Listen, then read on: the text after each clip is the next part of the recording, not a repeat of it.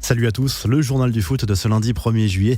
Décidément, rien ne va plus pour Adil Rami depuis quelques temps. Alors que les joueurs de l'OM ont repris l'entraînement ce lundi, le défenseur était absent. Le club olympien a lancé une procédure disciplinaire à son encontre.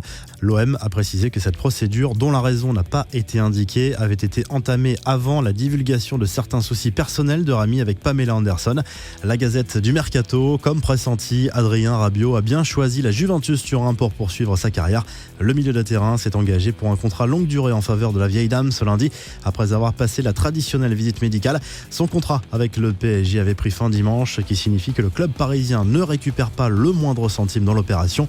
Le quotidien madrilène AS apporte ce lundi quelques précisions sur l'avenir de Neymar.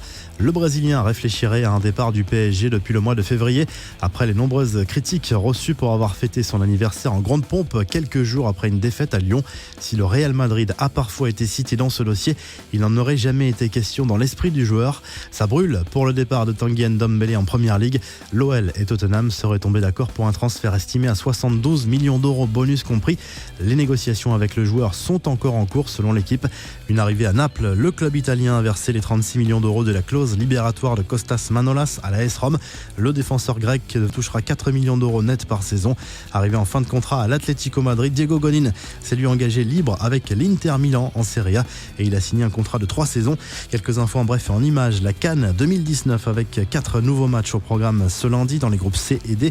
L'Algérie, le Sénégal, le Maroc et la Côte d'Ivoire jouent aujourd'hui. Voici le programme complet. Le nouveau maillot du PSG a été officiellement présenté dimanche soir avec un côté nostalgique pour les supporters historiques du club parisien. Kylian Mbappé est davantage mis en avant que Neymar. C'est peut-être un signe pour l'avenir du Brésilien. Ce post sur Instagram du Brésilien Neymar qui fait beaucoup parler. Il a tenté de réconforter Luis Suarez, son ancien coéquipier. Suarez était inconsolable après l'élimination de l'Uruguay en quart de finale de la Copa América.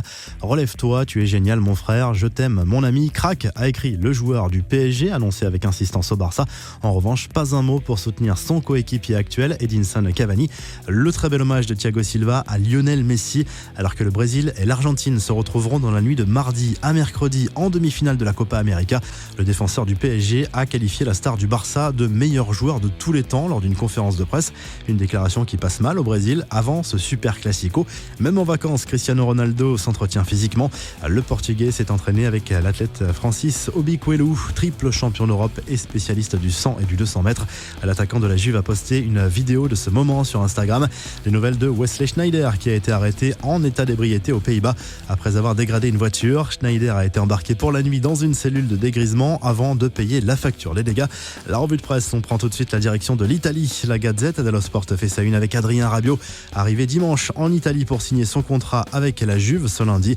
Le journal AS revient sur la victoire de l'Espagne lors de l'Euro Espoir, le 5e sacre européen pour les Espagnols dans cette catégorie après un succès contre l'Allemagne en finale. Le journal Sport explique ce lundi que le Barça souhaite boucler le dossier Griezmann au plus vite pour pouvoir ensuite se consacrer au potentiel retour de Neymar. Vous retrouvez toute l'actu foot en live sur topmercato.com, l'appli Top Mercato et on se retrouve en fin de journée pour la Minute Mercato. Journée.